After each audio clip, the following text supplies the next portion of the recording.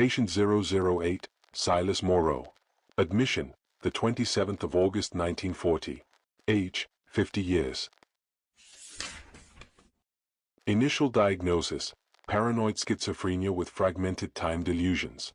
History, Silas believes he is living in multiple historical periods, often describing past events with chilling accuracy and speaking about how he influenced or did not influence certain decisions of important people, while bringing in elements of some future predictions. But this is in a macabre and dark tone. He claims that the asylum is a knot in the fabric of time, where realities collide. Silas converses with entities he describes as people frozen in other eras. Additional notes, his behavior intensifies during electrical storms, when he demonstrates advanced knowledge of physics and mechanics. Silas Moreau was sitting in his cell, but the word cell did not do justice to what he perceived. To him, the space was an intersection of times, where the air pulsed with memories of buried epochs and shadows of futures that no one dared to imagine. The concrete floor was covered in charcoal marks, intricate lines and patterns that seemed alive, gently pulsing in the flickering light that escaped through the small barred window. He was not merely a prisoner of Asylum Blackwood. Silas believed he was the only one who understood its true nature. The place was not a mere hospital for the mentally unstable, but a knot in the fabric of time. Each wall vibrated with echoes of overlapping eras, and each corridor seemed to stretch on forever, like a labyrinth drawn by a collapsing mind. To Silas, the boundaries between yesterday, today, and tomorrow had long since vanished, leaving him suspended in an infinite sea of fragmented realities. The storms were critical moments. It was as if the very sky screamed in response to the imbalance. When the thunder shook the building, Silas felt the electricity in the air opening small breaches, windows to other times. He could see them, all of them. Figures frozen in incomplete movements, shadows of people who should never exist together in the same space. Men in World War I uniforms, orphan children from the 1930s, and even workers from an industrial age who built Blackwood itself. Silas knew their names, knew their stories, and knew that they were all trapped there, just like him. The sound of footsteps in the corridors was constant, but never human. They were echoes, distorted repetitions of something that had happened, or that was yet to happen. For Silas, there was no distinction. In that moment, he felt it. A presence, ancient and inevitable, moving through time like a predator in the dark. It was what sustained the knot, what made it pulse. He closed his eyes, allowing the visions to take hold of him. His own thoughts were no longer his. They were invaded by images of realities colliding and fragmenting. Each flash of lightning illuminated what seemed impossible. The corridor outside his cell was different with each blink of light. In one moment, it was a tunnel covered in roots. In the next, a decadent ballroom with broken chandeliers. The asylum was alive, but not in a human sense. It was an organism that consumed time, transforming each era, each person, into sustenance. Silas was just another piece in this endless cycle, yet he believed he was special. He was not consumed. He saw, felt, and understood. The storm reached its peak, and the symbol he had drawn on the floor began to glow faintly, as if reacting to the energy around it. The walls trembled, not with the impact of the storm, but with something that came from within. It was Blackwood responding, or perhaps laughing. The first sessions with Silas Moreau were disconcerting, as if the time around him had fragmented. He seemed aware of every moment, yet at the same time, he lost track of sequence and purpose. His gaze, often distant, did not fix on a specific point. At times, he appeared to hear something beyond the room, the sound of distant voices or perhaps echoes from another time. Dr. Aldridge, accustomed to patients with psychotic disorders, felt a strange sense of helplessness when trying to understand Silas's inner world. It was not merely about visual or auditory hallucinations, it was a global vision of time, a fundamental rupture between what Silas believed to be real and what he knew should be reality for him. Silas often described the Blackwood Asylum as a knot in the fabric of time. At first, the doctor interpreted this as a metaphor for the patient's disorganized perception, but it soon became clear that Silas was not speaking figuratively. When asked about the asylum, he spoke with a tone of deep reverence and horror. This place is a point of collision, Dr. Aldridge, where time meets and unravels. It is the center. the only place where you can see all directions at once. He recounted, with details that were chillingly specific, events from historical periods. Silas spoke of the French Revolution, but not as someone who had studied the subject. He was there, he claimed, feeling the pain of hunger and the weight of fear. Suddenly, he would interrupt the story to share something seemingly nonsensical, like a glimpse of a future war, where the world would be consumed by an invisible force, an entity that manipulates the shadows of time. Silas believed that this force was already beginning to manifest, that the asylum was a reflection of it. In his sessions, he spoke of entities, figures he claimed to encounter in his altered state of perception. These entities, according to Silas, were not visible to ordinary eyes, but they were present. He saw them in his mind, figures frozen in other times, trapped in a limbo between realities. They are waiting, Dr. Aldridge. They cannot leave, but they can see us. They know what I know. It was impossible to determine whether he was speaking metaphorically or if he truly believed in the existence of these creatures. Dr. Aldridge constantly tried to reorient Silas to the present moment, focusing on consensual reality. However, Silas seemed increasingly distant, as if he was caught between two worlds that he did not know how to reconcile. He would spend hours describing these moments of temporal fracture, with a disconcerting calmness.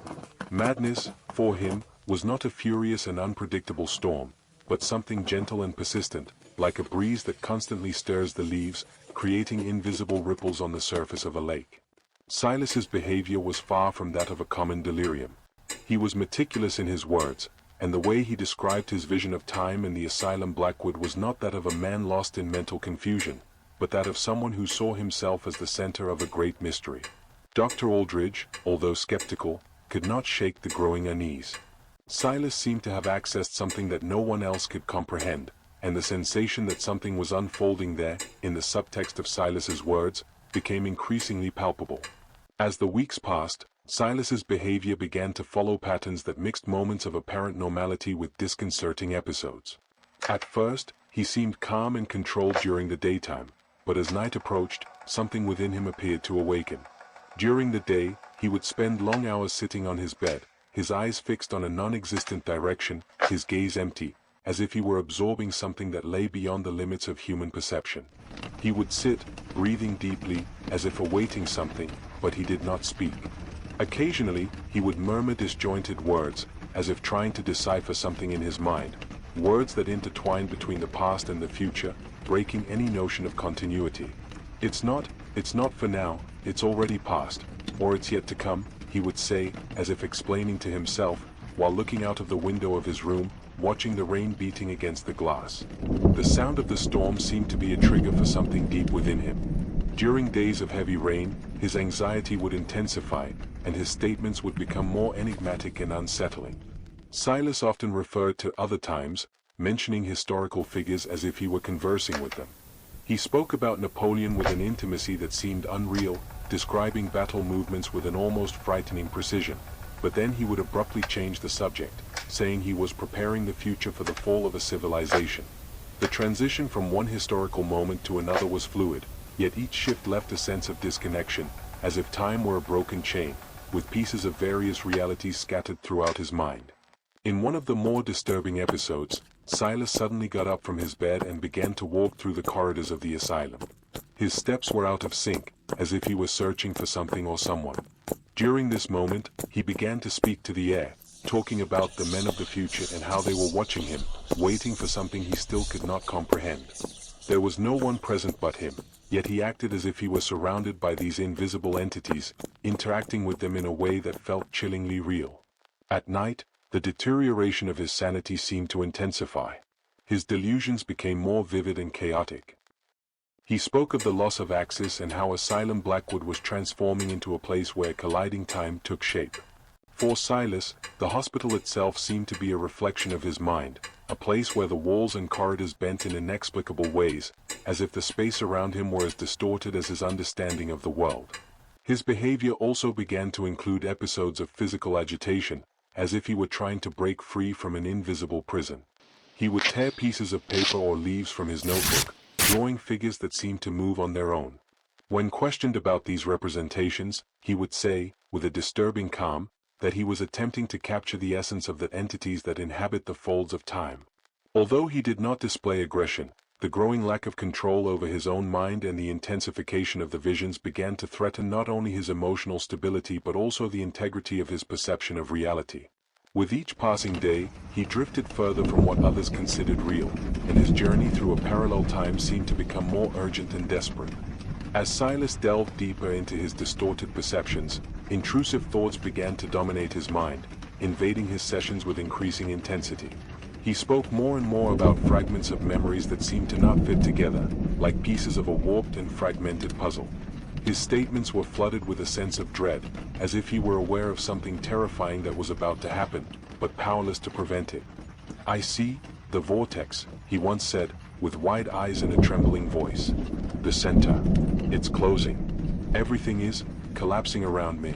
He referred to Asylum Blackwood as the epicenter of a temporal catastrophe, where the very fabric of reality was being consumed.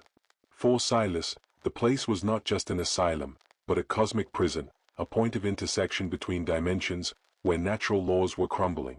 Every room, every corridor, every wall of the asylum seemed to pulse with a strange and disconcerting energy, as if they were being observed by something that existed outside of time.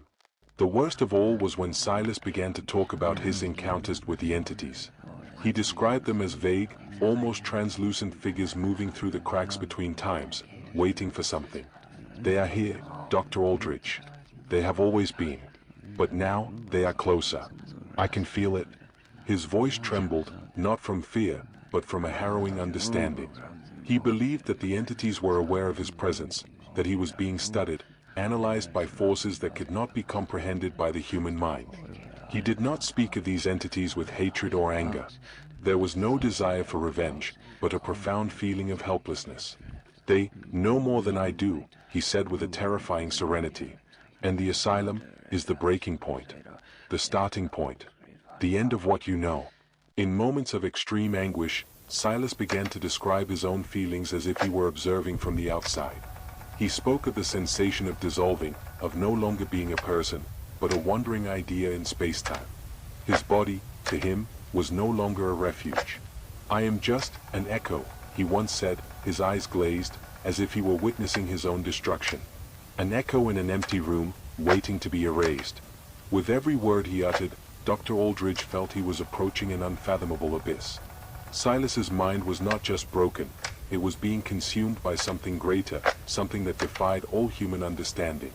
And with each session, he seemed to lose more of his sanity, as if the internal horror he experienced was so profound that it could no longer be contained within the bounds of reason. Silas's days dragged on like an endless nightmare, an unrelenting cycle where every minute disintegrated, giving way to new obsessive thoughts. He sank deeper and deeper into his distorted beliefs, with an increasing need to seek patterns where none existed. Dr. Aldrich realized that the obsessions were not merely reflections of a broken mental state, but a force that, for Silas, took the form of a cosmic mission. He was convinced that time, in its essence, was something flawed, like a torn fabric that needed to be sewn back together. And the Blackwood Asylum, in his view, was the nerve center of this distortion. Silas's obsession with the concept of correcting the timeline led him to believe he possessed some kind of power that transcended logic. In conversations that became more intense, he asserted that the very concept of reality was being manipulated and that the asylum was a cosmic prison where the boundaries between what is real and what is not blurred. He saw himself as the guardian of reality, a figure who, in some way, had to restore a balance that the rest of the world did not even perceive. His paranoia intensified further when he began to claim that other patients were there with a malevolent purpose. They were emissaries of forces seeking to deepen the temporal rupture, weakening the foundations of time with their own mental distortions. The nurses and doctors, whom he had previously seen as mere caregivers, began to be described as agents of these interdimensional visitors. He refused to speak with other patients, considering them contaminators of the only safe space in which he could work to restore temporal integrity.